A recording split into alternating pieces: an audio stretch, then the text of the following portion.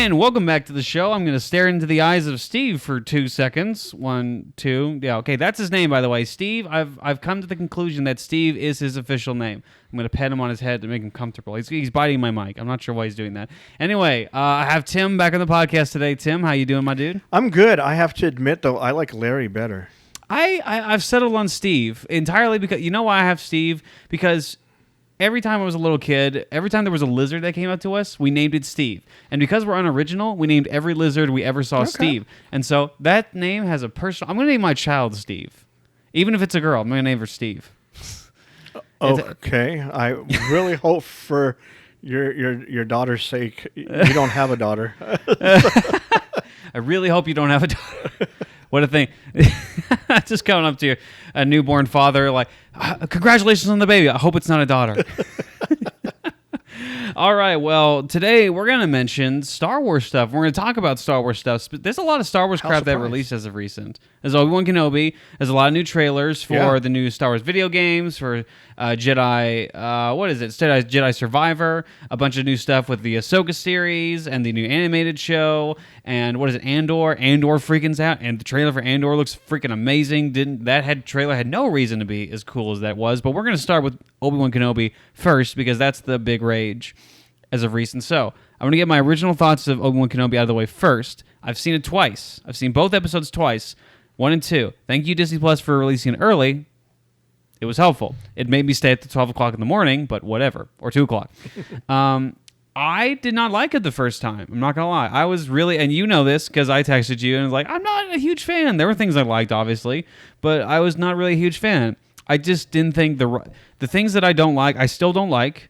The writing, I don't think is great all around. I think certain areas are good, but I feel like within the context of Star Wars and just writing in general, I feel like there are certain characters within the show that are just not written well. And I just think there are moments that are just filler related. Like the story is not as condensed as it should be for a 6-episode miniseries. I feel like they should really condense it a little more, but a lot of it feels like filler. That being said, I got to see it a second time, and I really liked it a lot more the second time. Why don't you give me your thoughts about the first 2 episodes off the bat real quick? Well, off the bat, I loved it. I'll be honest with you.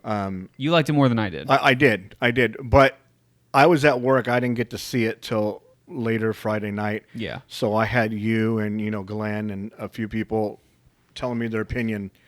And then... So I didn't know what to think of it. I did see on Twitter some people that I respect, for Star Wars, and they liked it, but they kind of did have problems with it. Yeah. The one universal thing was that nobody likes Reva. No one likes Reva. Reva, whatever her name is. I think it's Reva. Reva. Yeah. And so, if I could start with spoilers for the first 2 episodes. Yeah, we're gonna go into that whole thing. So if you haven't watched it yet, that's your fault. Yeah, it really is. Yeah, you should. Yeah, so it's on Disney Plus. You don't have to go to the theater. You get to stay home and sit on your butt. Yeah, just steal someone's password. That's what I'm doing. I'm not paying for this. Yes. Wow. But so when it first started, I mean, my goodness, what a great start going that flashback with Order 66. And then you see them doing some kind of like Wing Chun or whatever, kind of kung fu. Yeah. Kind of reminded me of Shang-Chi a little bit when they're training, doing that. So I thought, okay, that's cool,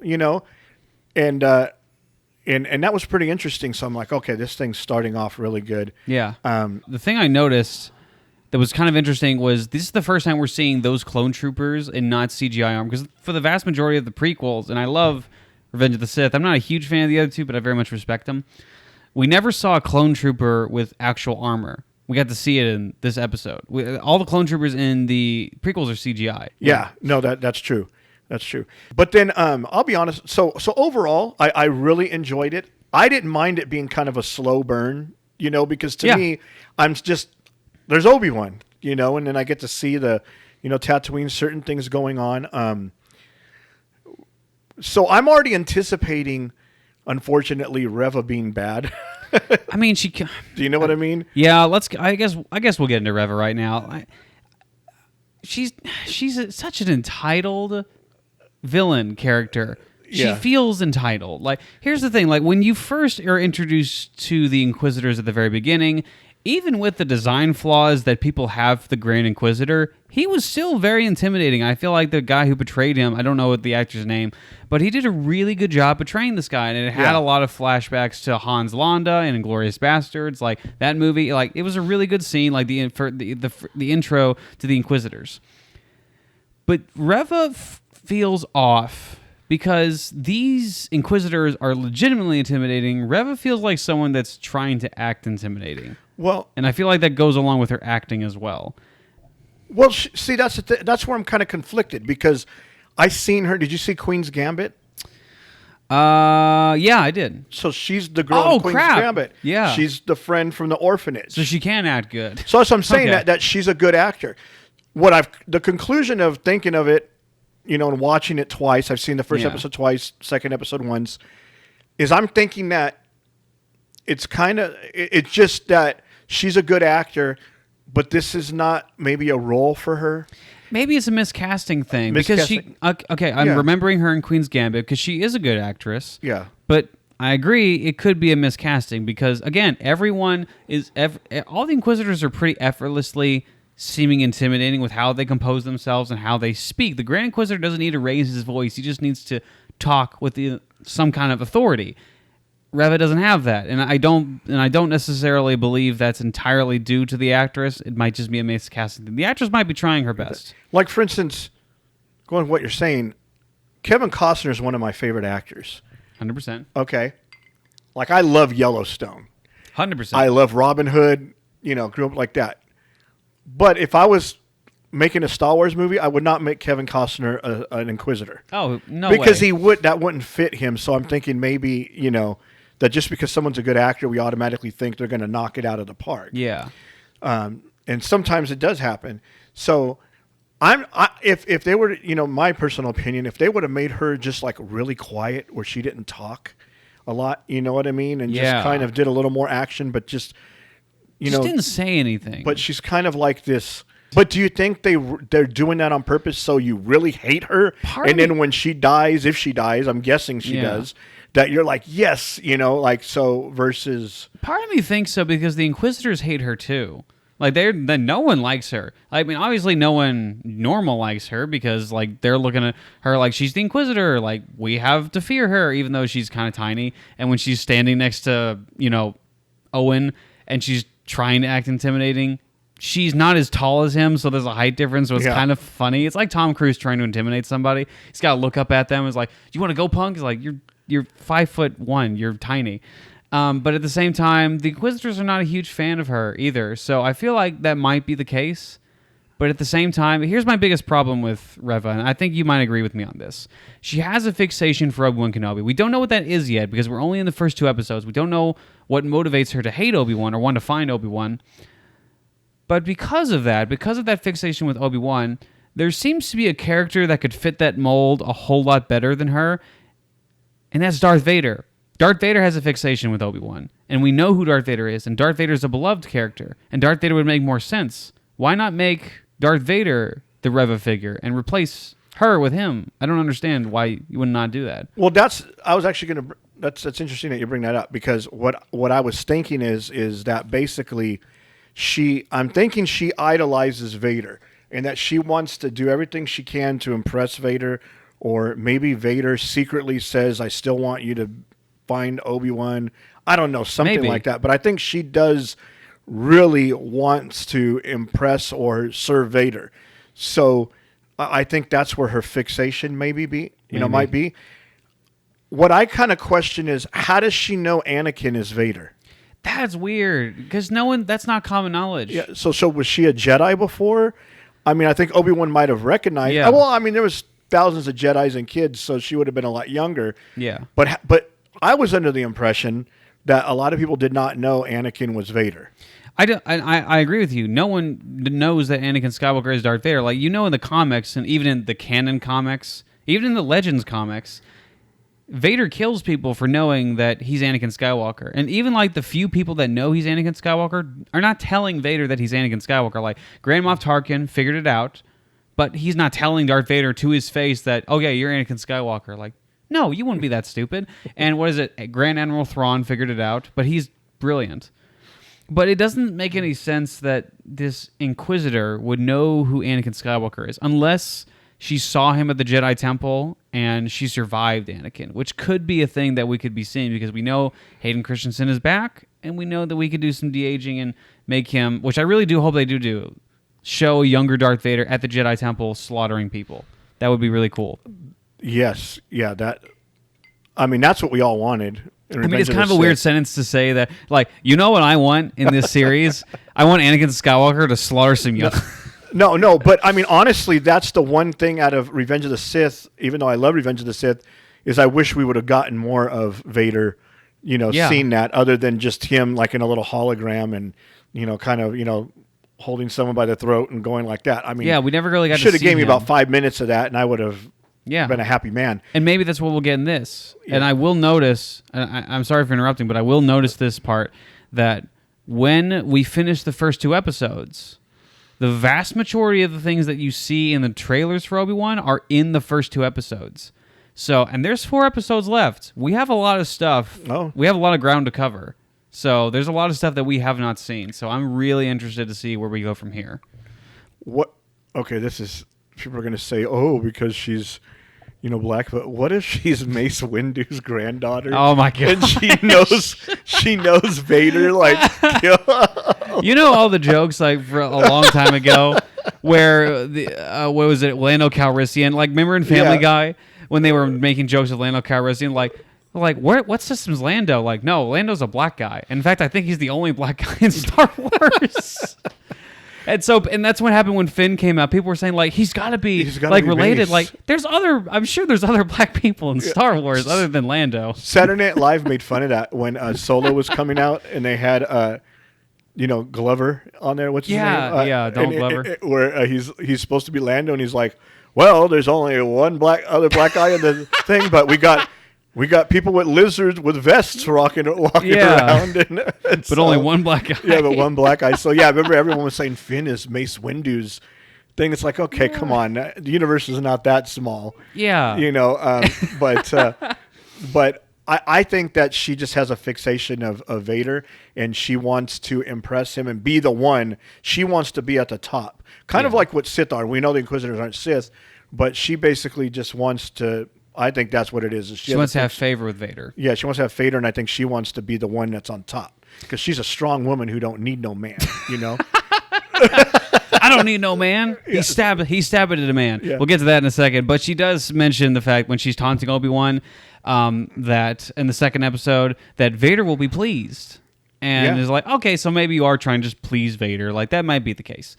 But, okay, so... okay, but real quick. Yes. The line, though...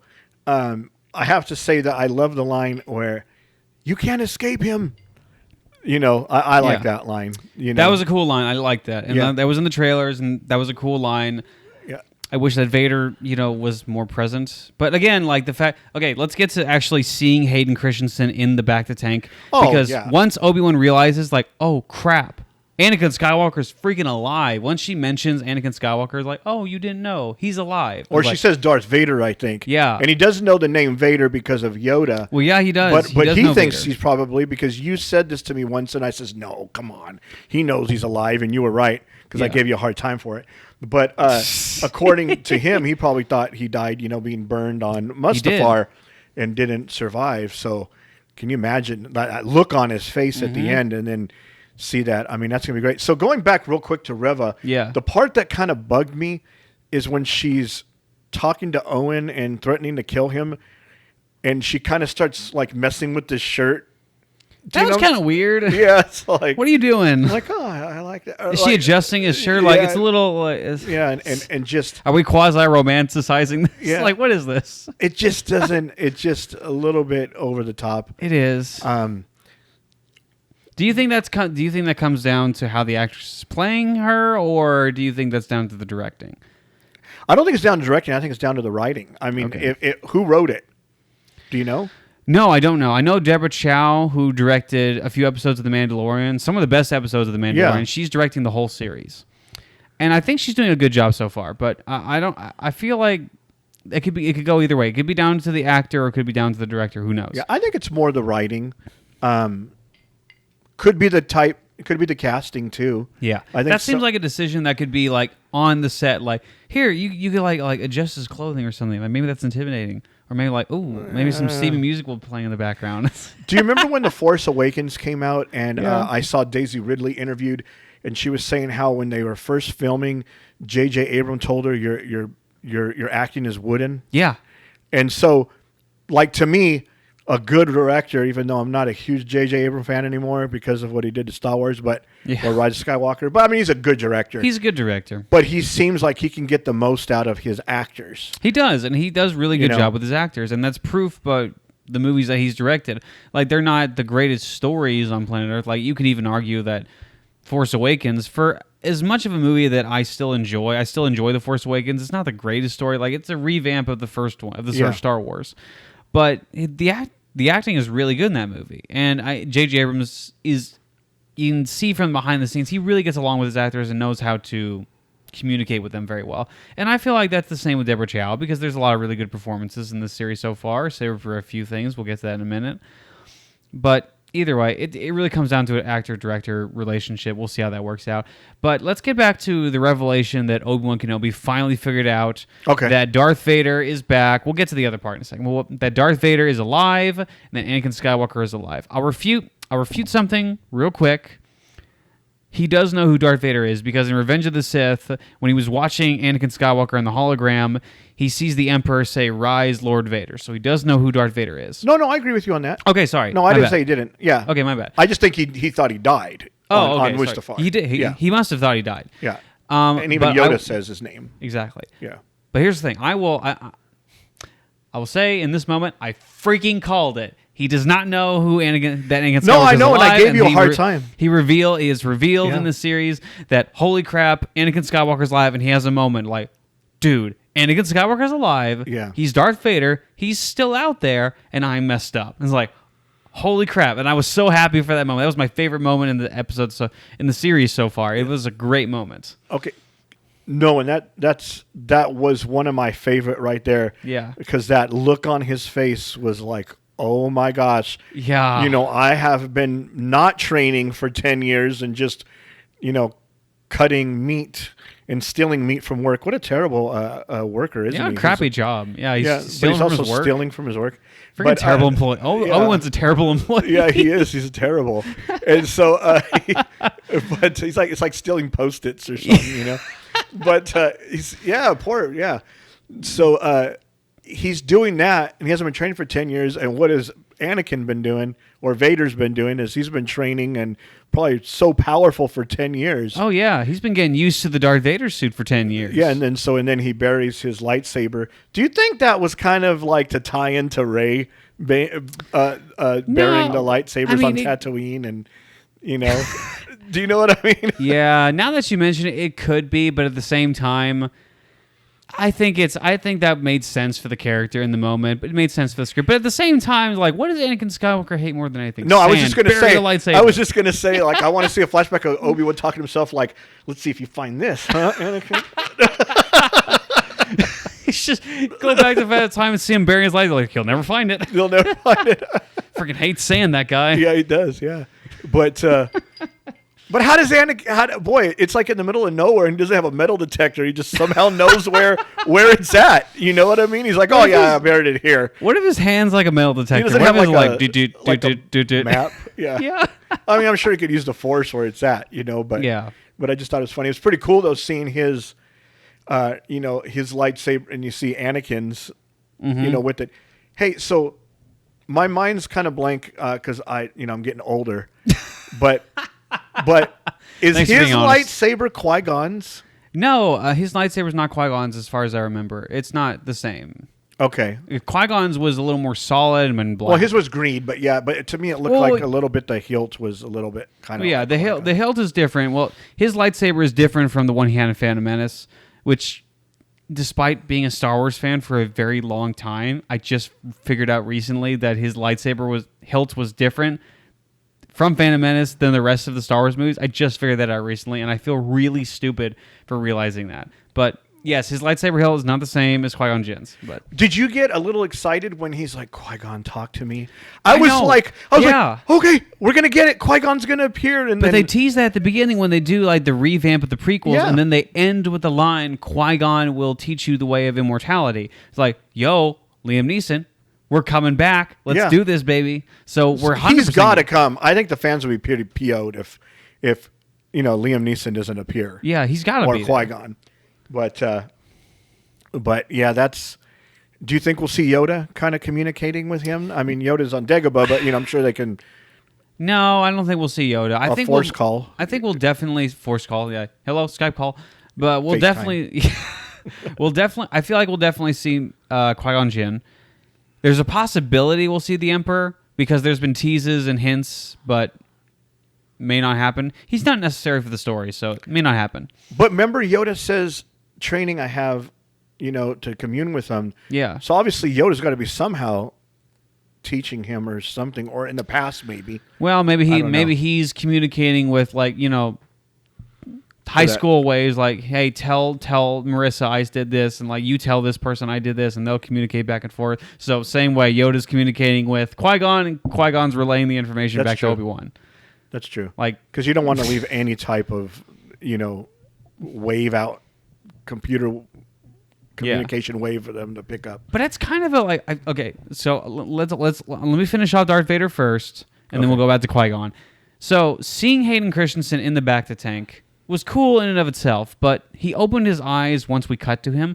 So I feel like he's totally sensing Obi-Wan Kenobi in that moment. I think so. Like, yo, I sense you, Master. I'm gonna come bust some. Yeah, he's gonna come.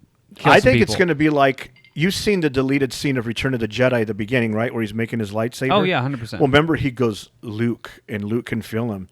Join me. Remember he's You're talking right, to him far away. Luke's on Tatooine and.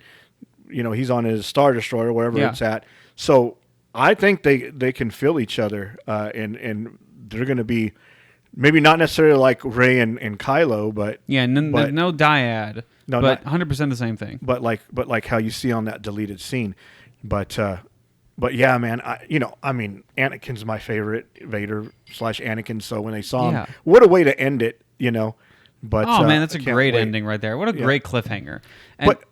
But I think they make this show, what I do like, and I know a lot of people are complaining, saying it's kind of simple, it's a little predictable, and I get it. But it's funny, my wife watched it, and she loved it. She's like, she goes, I get kind of lost, because she's not a huge fan like me, but she likes it, and I try to explain to her, but she goes, I get kind of lost in stuff in Mandalorian and, about certain things. She goes, but this one is real easy for me to follow, and she really was getting into it, right? Great. So I think they kind of symbolized it maybe just for the people. Yeah. And then also I think the other thing that was fantastic was that whole little beginning of like where you are to now, where they took all the prequels and brought and just kind of gave you an overview of like boom, boom, boom, this.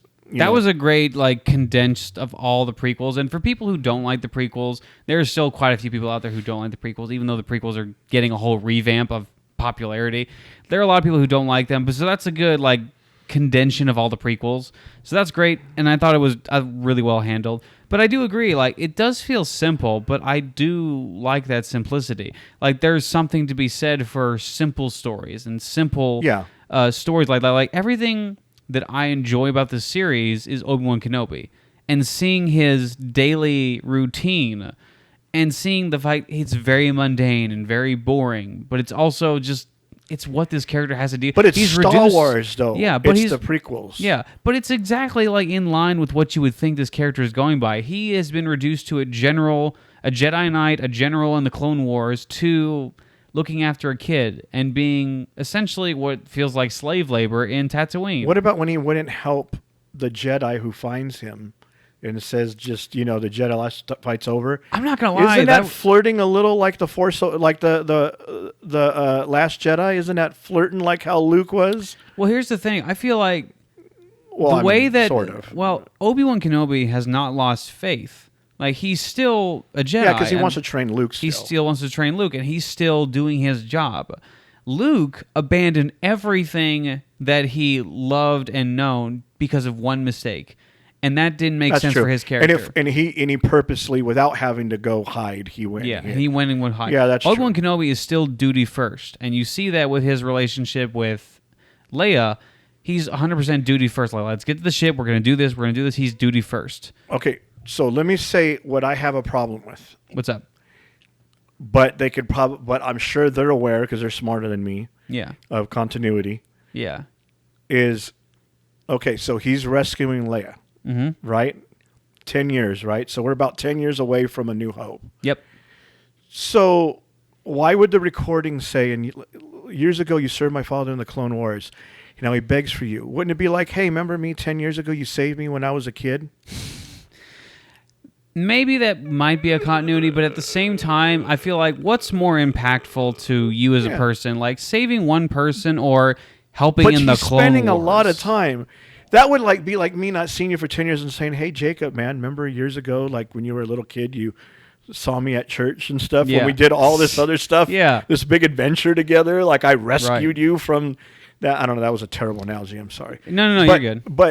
But it just doesn't seem. So what I'm thinking is somehow she gets a memory. Like he does something so she doesn't remember that he's alive for his protection, maybe. That could be it. Not that she would betray him, but just in case, you know. I think at the same time, this is not as big of an event as the Clone Wars. Like the Clone Wars was a galaxy-spanning war that happened. And that's not as impactful as saving one person. Even if it's yourself, like... And even so, like Obi-Wan, she says Obi-Wan Kenobi, help me Obi-Wan Kenobi, you're my only hope. She doesn't say Ben. There's no reason for her to believe that he's the same person. So maybe that's it. And again, she's a kid. It's years later. Who knows? And technically, she never sees Ben in A New Hope because Ben is off fighting Vader. Yep. So there's no way. True. Yeah. So I feel like that's a workaround. I don't think that's necessarily a unless he wipes your mind, you know. Yeah. You know, last thing you want is drunk teenage Leia telling her friends that Obi-Wan Kenobi's alive, or she's going to go through that party, and she's like, "I'll tell you something, but don't tell anyone." Yo, Obi-Wan Kenobi saved me. It's like totally last minute, but oh my gosh, he saved me. Yeah, that's 100%. Did you like her character? Do you? I mean, in this, do you like her? I think the character looks like her, but at the same time, I just don't think she's the. Okay, she's a kid. I don't want to dish on her too much. She's a child, and she's adorable, and she has some cute moments with Obi-Wan Kenobi, and there's some moments that I enjoy, especially the second time around when I watched it. But at the same time, she's not the best child actress, so it's kind of iffy. And also, the writing with her is not good. They wrote her like an adult. She's not good. Like, the writing is not a kid enjoying, like... Well, Obi-Wan kind of calls it on, like, kind of jokes on it. He says... He does. You know, about her age. But that doesn't make it good. No, I agree. The way I feel is I like her character. I like some of the stuff mostly she says. I feel like here's the line where I wouldn't like it, and she is flirting. Like, she hasn't stepped over that line, but it's like any farther. Yep.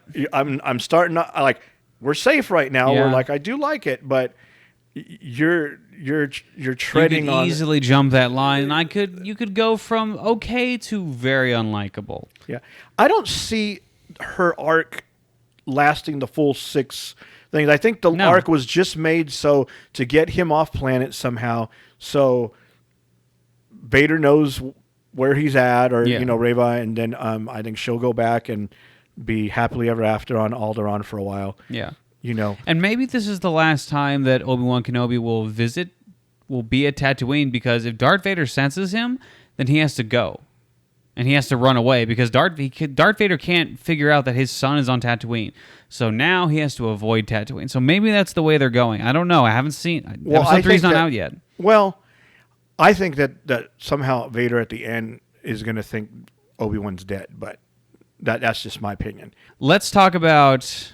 that ending scene with the Inquisitor getting stabbed. That doesn't make any sense. Let's talk about that for a second. Right when she stabbed him, I turned to my wife. I go, how? She goes, with a lightsaber? Because my wife doesn't realize what the I think that's what she said. She stabbed him with a lightsaber. Yeah, I think that's what she said. She said something like that. I go, no. I go, he's alive later on, or unless this is a different Grand Inquisitor. I don't know. Maybe one with the cone. It looks like the same one. It feels like the same one. It's got to be the same one. So he's either alive and this didn't kill him? I don't know. This doesn't make any sense. I really don't understand the reasoning. Maybe he's alive. I have no idea. But again, my problem with this is a character problem, is a continuity problem. Obviously, the continuity problem of him being in Rebels and him dying in Rebels, that's a problem. But at the same time, character continuity, in the very beginning of the first episode, he stopped her from stabbing this random person. How in the world could he not sense that she was going to kill him in that moment? Doesn't make any sense. Because she buried her feelings deep. But she wears it on her shoulder. She's not wearing her feelings. You know what was a missed opportunity, though? What's up? Just forgive us. I mean, it's still good. I think it would have livened it up a little bit. Is, the Jedi that they killed on Tatooine kind of hanging there?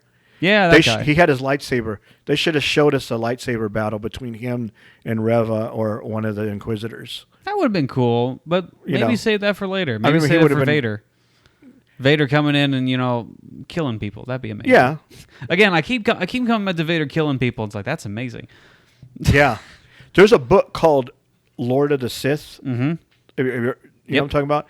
And people, I never read it, but they're saying that Vader in that book is the most brutal, crazy thing. It's where I guess him and the Emperor are on a starship and it crashes on a planet. And basically they're abandoned. They have to survive. Yeah, and he is mowing down people, using people as shield. And so, that's what I heard originally was going to happen in Rogue One. But either they changed it or, too much. But and Rogue One is good. Rogue One's a good movie. Good. It's good. So, but overall, I like it. I like what's going on in episode 1 and 2. I liked them both. I didn't think it was the greatest, but I didn't think that chase scene that you guys were telling me in advance was that horrible. He's chasing a kid. So the chase scene with Leia and the two chase scenes. Leia has two chase scenes with Obi Wan Kenobi and with the bounty hunters. She is a child. Her legs are this big. How on earth is she avoiding these people for that long? She's a Skywalker. She could walk. What?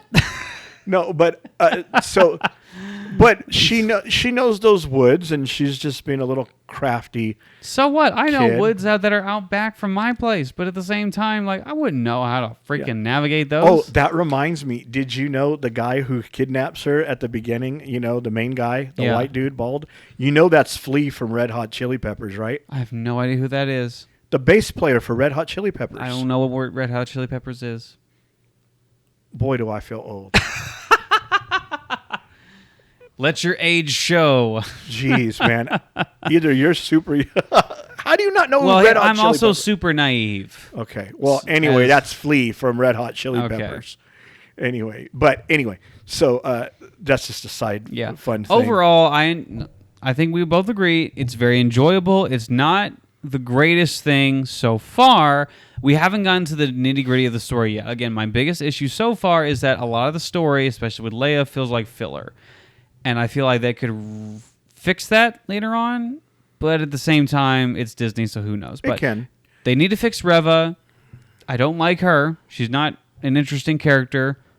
But again, they could do things with her later on, and I really am just looking forward to the confrontation with Vader and Obi-Wan. Not necessarily even just because of their fight, but just because that's the character history and the character interactions I want. I want Vader and Kenobi to interact. And just to talk. Imagine hearing them talk. That would even be more interesting than them fighting. Yeah. Just Vader in his suit, full attire, talking to Obi-Wan Kenobi. You did me wrong, Obi-Wan. Come on. No, yeah. You cut this arm off and this leg off. What the frick? Yeah. Come on, man. Yeah. Am I really supposed to forgive that? But it's a very nonchalant way to... Yeah, it's just So my base thing is, I'm looking forward to, obviously, Obi-Wan and Vader. I just, if it doesn't happen and it's done right, that's fine. But I just hope Vader beats him. I know that Vader should beat him. Yes. The only reason that Obi-Wan Kenobi should win was a humongous loophole, because Vader is humongously... in general, Vader is already more powerful. But also, Kenobi is significantly weaker than Vader right now. There's no reason that Obi-Wan Kenobi should lose. It's going to be kind of a tie at first, and then after a while, it's just kind of like he's just overwhelming. Yeah. Kenobi, and then he thinks Kenobi dies or Kenobi gets away. Oh, let me mention this to you because you might find this interesting. So there's some deleted concept art for Revenge of the Sith that was going to happen with Anakin Skywalker and Obi Wan Kenobi, where during their duel on Mustafar, they were going to fight this dragon type figure. And it was going to be kind of symbolic in the way where this was going to be the last team up of Obi Wan Kenobi and Anakin Skywalker to kill this thing first and then go back to fighting. And it was going to be this kind of tragic moment where these two are still teaming up and they still work well together, and then they immediately go back to killing each other. That could happen in this series because all the concept art that we've seen of Obi-Wan Kenobi, all the concept art we've seen of Obi-Wan Kenobi of the series is Obi-Wan and Darth Vader fighting on Mustafar. So that could imagine seeing a suit Darth Vader and an older Obi-Wan Kenobi. The concept art has the suit. He has the suit on. 100%. So imagine seeing that in Mustafar, them teaming up and them immediately going back to fighting each other. There was a leaked shooting video where they're like action, and it looked like to me they were on Tatooine. But then I heard rumors that they were going to fight twice. Really? Yeah, I heard a lot of things that supposedly there's 2 fights between them. If that's the case, then one of them has to win one fight and the other has to win the other. Yeah. So Darth Vader, if that's the case, Darth Vader has to win the first one, Obi-Wan has to win the second one. Or it could just be kind of like the Phantom Menace when Maul shows up, fights with Qui-Gon, just a quick battle, and then Qui-Gon jumps on the plane. You know what I mean? Like it could be like, where it's not really a winner. It's just kind of like a little teaser prequel, pre-fight, like da-da-da-da-da, okay, like, bam, and then Obi-Wan's like, oh man, am I out of shape? And then he has like a Rocky moment where he's training. Yeah. Running steps and stuff. He's benching Luke Skywalker. Yeah, and then he's running steps. He's benching the Jawa. Okay, one of my favorite parts of the series so far is the freaking Jawa at the very beginning. I love that he's talking to a Jawa and he has a buddy Jawa. Yeah. And I hope there's nothing I don't want anything bad to happen to that Jawa because he's cute. I know underneath the hood that they're just rats, but at the same time, like I like Jawas. They're adorable. The funny line is he's like, if you're gonna steal from me, at least clean the parts. Yeah, freaking. So it's funny because didn't you think it was kind of cold when Mandalorian was disintegrating a bunch? Yeah, he just kills a bunch of Jawas. Yeah, and he's really messing with, like that. That was pretty brutal. Yeah, that was brutal. But hey, wasn't it kind of cool seeing C-3PO? Just a brief cameo. Yeah, cameo. It's whatever. I mean, I like C-3PO. I like R2-D2. I don't particularly care. Did you think that was R2? Did you think that was R2 at first? No, that's not R2. No, I know, but did you think for a split second when it popped up? Oh yeah, 100%. Like popping up. Like, wait a minute, what? What is that? It's the same because it's the same antenna as R2 has. So I don't know. It's not the same thing. Do you think there's a tad bit recycling of Ben Kenobi saving the princess again? Not really. Well, yes, in a way where that story could be similar, but I don't think it's necessarily recycling. No, it's not bad. I mean, I don't mind it. I just think it's filler. It's not necessary. Like this, the whole story is Obi-Wan and Luke and Obi-Wan and Vader. That's the main story. That's the one we're all interested in. And this just feels like a side quest. It's a good side quest to reintroduce Obi-Wan Kenobi. Could it have been better? Yes. But is it good? Sure. Whatever. I kind of wish that we didn't know what happened to the fifth brother because that's pretty cool. You know, the fifth brother who's walking with the Grand Inquisitor and Reva. The other one. Because he's in Rebels, so he doesn't die. Yeah. You know who's playing him? You know what actor? I don't know who's playing him. That's Han from Fast and Furious. What? You know the guy who plays Han in Fast and Furious? No freaking way. That's him. That's him? Yeah, look it up. Yeah. Okay, great. Yeah. Yeah. Okay, I like him. I didn't realize that, and I looked it up on IMDb. Okay, well, okay. I like him about as much as I like the Fast and Furious, and I don't like the Fast and Furious. Well, the first few are good, but then after that, it's like... Were they even? I mean, no, they were good. I'm not a huge fan. I mean, the one with Gina Carano was good. And then she fights Michelle Rodriguez in that. That was pretty good. Yeah, you're right. Yeah. And was the fifth one with Dwayne "The Rock" Johnson. That was fun. Yeah. Let's talk about the other things real quick. Okay. Part of me wants to talk about Andor, but at the same time, there's not... funny enough, there's not a lot I'm particularly interested in talking about because it looks cool. It really does. And this is coming from someone who was not excited about this. I love Rogue One. I think it's a really good movie. I wasn't particularly excited for it, and I saw the trailer like, that looks great. But there's not a lot I really want to talk about. Okay. I do want to talk about one thing that I saw, unless there's anything you want to talk about. Well, I just was going to say that I was kind of the same, that when they announced Andor for the last couple of years, I always told people, I don't care about this thing. Yeah. I go, to me, this is like a waste. Like, why would I, Yeah. like, I don't really care. But then I saw the trailer, and then I'm like, oh, shoot, Mon Mothma's in it, and and all this. And then it's kind of like you see the clones, troopers coming to his world, and then it's kind of like, okay, they're going to show you the birth of the actual Rebel Alliance, And so then I got on board. I'm like, okay, I want to see this now. It looks really good. And again, rewatching Rogue One, which is really the only Star Wars movie that I actually really enjoy rewatching now, at least of the Disney era. I am really into Cassian's character, and I'm into the individual characters. I really enjoy that movie. He's shady. He's really shady, but I like that about him because he's not morally correct all the time. Yeah. Like, he's part of the rebellion. He's part of the traditional good guys, but he does some pretty crappy things. Like in the opening scene where you introduce his character, he kills an unarmed man. Yeah, because he thinks he's gonna talk. And then also it shows you that the Rebel Alliance is a little shady too. Because they are. He was supposed to kill Jin's dad. Yep. They kind of lied to her, and he has that moral dilemma. Like, I really enjoy his character that second time, and Bodhi, especially what is it, Donnie Yen's character? Donnie Yen's the freaking man. Oh yeah. Like, I like Cassian's character. He's a cool character, but of all the characters you would make a movie or a series about in Rogue One, Donnie Yen, man. Okay, you bring up a good point. Yeah. Okay, just real quick, we're going to backtrack a little bit. Backtrack. Will Donnie Yen's character show up in Obi Wan? No, there's no way. I don't, probably not. But, well, yeah, probably not. But he's around. He's definitely around. But so is Ahsoka and a bunch of other characters that probably won't show up. But that would have been so cool, Oh, it would have been so cool. See, that's again, my only frustration with Rogue One is there was no bigger Darth Vader cameo. And who else that would fight Darth Vader other than Donnie Yen fighting Darth Vader?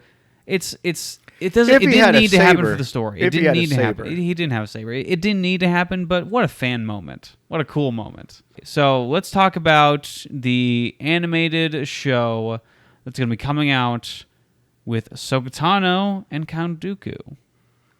That'll be good.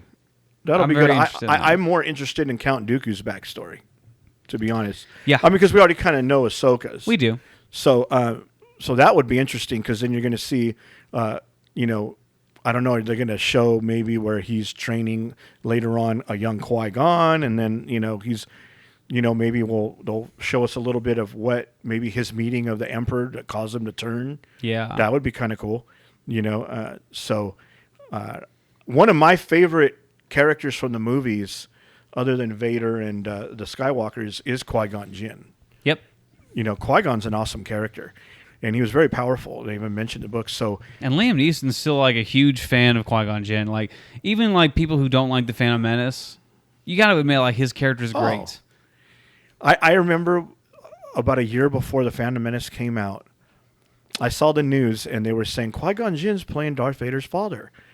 And what? They had it all wrong. What the heck? And I was telling everybody, Qui-Gon Jinn's playing Darth Vader's father. Oh my god! And I don't know why the news said that. You know what I mean? That's so stupid. And so, and I didn't know, but obviously that wasn't true. I think the news probably thinks it's Star Wars. Someone's got to be someone's father. Yeah. Yeah. But going back to Count Dooku, you can tell even in Attack of the Clones that he's very well respected. Yeah. Because, you see Obi Wan when he's in the library. I think it's a deleted scene or regular when he's waiting for that Jaska Nu character to come help him find Kamino. Yeah. He's staring at Count Dooku's statue.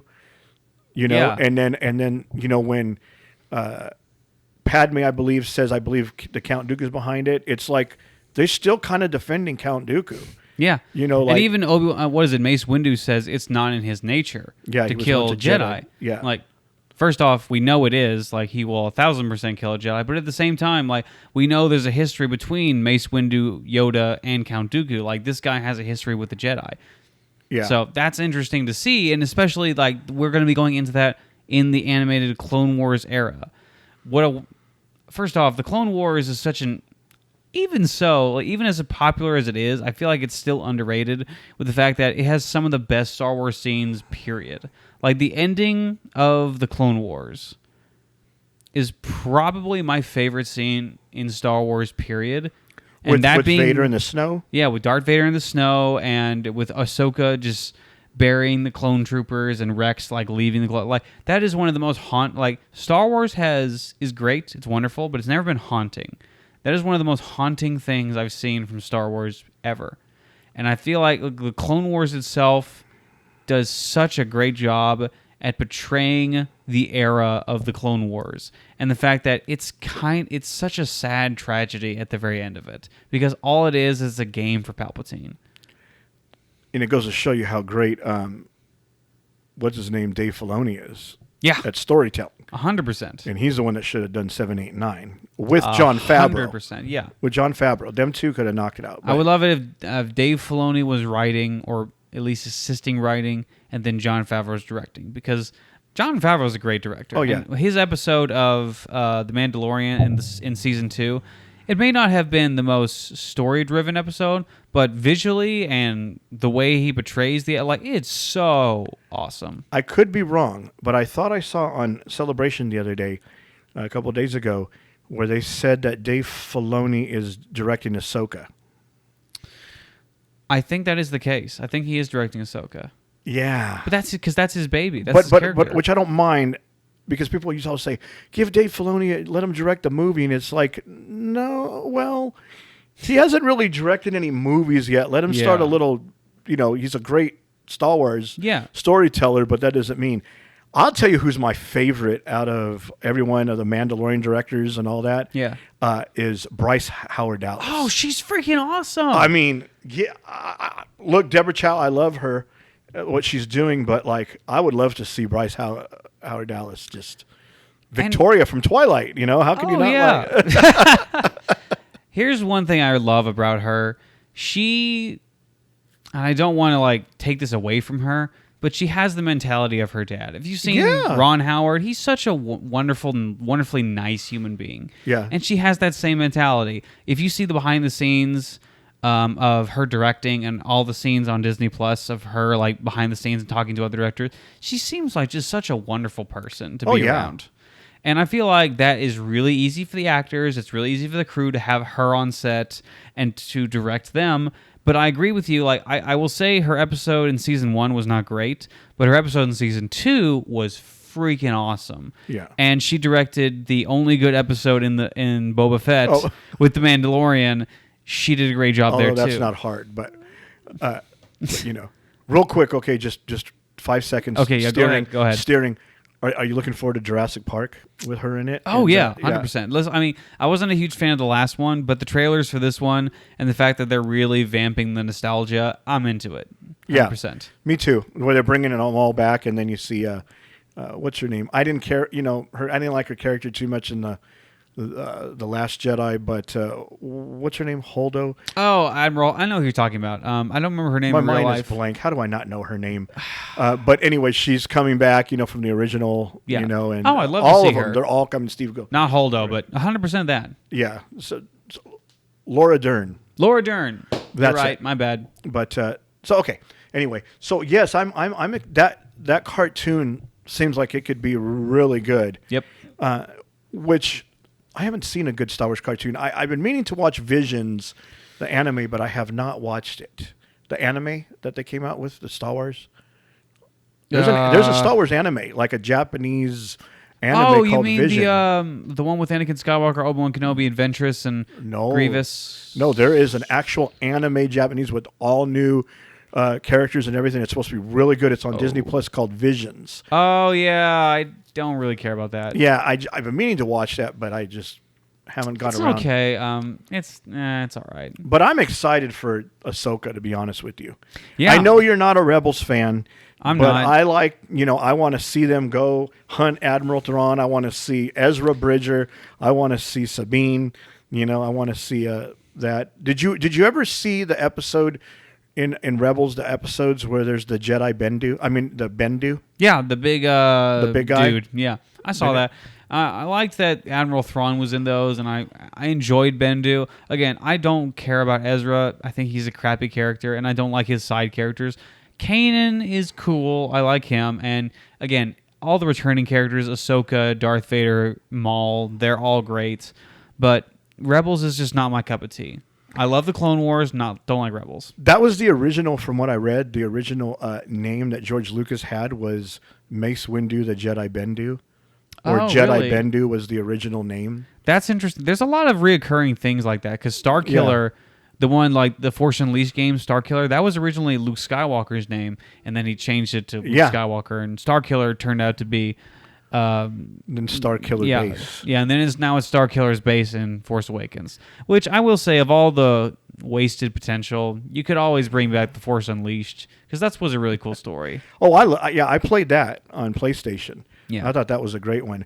I felt bad, being Vader, walking through killing the Wookiees, but at the beginning, but but that was pretty messed up. But it was pretty messed up, but you got to play as Vader, so it's kind of awesome. And when I first played it, because at the very end, you have to pick if you want to attack Vader or the Emperor, and if you attack the Emperor, then you become Vader's if you attack Vader, you become the Emperor's thing. Apprentice. I didn't know that it was asking me to choose, so I ended up attacking, I think Vader at first or something, and then the ending was different, and I'm like, wait a minute, that doesn't make sense, you know. And then when I played it a second time, someone told me that I played it. They says, no, you're supposed to choose, and you're supposed to attack the Emperor. Yeah, you're supposed to attack the Emperor, and then that's the actual ending. Yeah, so which my whole area of problems with the Force Unleashed, even though I think it's a really cool story, is that there's no way you can beat up Darth Vader. I mean, Vader is just so powerful. Yeah, he's so powerful. When he loses his temper and you're not whooping Vader. Vader's whooping you. It's Vader. He'll kill you. Yeah, 100%. And you're not going to beat the Emperor either. Not at all. You beating unless Vader, you sacrifice yourself. Yeah, 100%.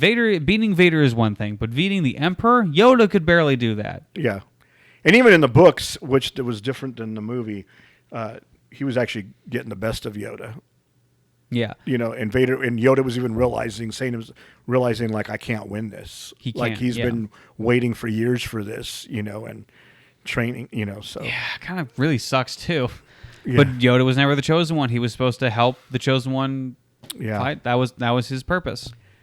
Yeah. So there's a lot of good stuff coming out with Star Wars. I just hope it's good. I don't mind. Because if it's bad, then you're gonna really ruin Star Wars. I feel like Obi-Wan here. Thank goodness so far it's been decent, and more people are more positive, because if Obi-Wan bombs, it could still bomb. It could. 100%. If Obi-Wan bombs, Star Wars is it's gonna be hard to come back from this. Because this is the thing that really has been bringing a lot of fans back, because this is a story that everyone has been wanting to see, especially diehard fans. And you can see that from the reaction of so many people, especially because Disney has released this early on Disney Plus, because there's been such a demand for this show. People really want to see the story of Obi-Wan Kenobi and Darth Vader, specifically those two. In interviews and everything, the two people that are in those interviews and in press releases for the movie are Hayden Christensen and Ewan McGregor. Oh, because everyone wants to see these two back. And I agree with you. If this show is not good at the end of the day, then people are just going to be pissed off, and Star Wars fatigue is going to hit. But if it's good, then it may revamp the fandom of Star Wars. So. You know what they should have done? They should have made, after The Last Jedi came out and pissed everybody off, and then people were rejecting Solo. Solo wasn't terrible. But it's okay. But people were rejecting it because of The Last Jedi, and it was so close. And also, you're recasting Han Solo and and asking a lot from people who are already mad at you. Yeah. So if they would have taken this Obi-Wan show, condensed it to 2.5 to 3 hours, or between 2 and 3 hours, condensed it into a good script, and did all this, and released that instead of Solo, we wouldn't be where we're at right now. I partially agree with you. I still think that the trilogy movies that they released were Skywalker. But. Yeah. The trilogy movies that they released are an entirely different mess and a story to be told, but that was what's going to happen originally. Like, Boba Fett was supposed to be a movie, Obi-Wan was supposed to be a movie, but they released it into a series. And so far, I don't feel like it's necessary, just because there's a lot of filler. But at the same time, like I said, everything that we've seen in the trailers has been except for like a few select shots, has been in the first 2 episodes. And there's so much that we have yet to see. So I want to see what there is left to show. It may be good. Who knows? I think the part that we haven't seen yet, which I think is going to be the beginning of the next episode, is when Anakin's actually putting the arm on and stuff. Yeah. And you know, his plate comes. Yeah, we haven't seen that yet. And we haven't seen the shot of Obi Wan Kenobi in that cellar prison thing, looking up at potentially Vader or something else. Who knows? But we haven't seen that You don't yet. think that was when you don't think that's what just happened? No. When he realizes he was, okay, I'll have to go back and look at that. Yeah, it's not that. Something else. But yeah. That's going to be the end of what we have to talk about today, my dude. Steve, thanks for biting my thing the whole time. I appreciate you being here. I'm going to pet you really creepily today. But Tim, thanks for coming on and talking nerd crap with me. Yeah, and I know you don't want to talk about this, but it was nice seeing another trench run in Top Gun, you know, and stay on target and bomb a little small thing, you know. But, I will rant on Top Gun recently because I will say my opinion right now. That is the best movie of the year by far. I agree. No one can say anything otherwise. But I'll let you. We'll save that for another time. We'll save that for a different time. My guy Ernesto, let's get out of here. Roll those credits.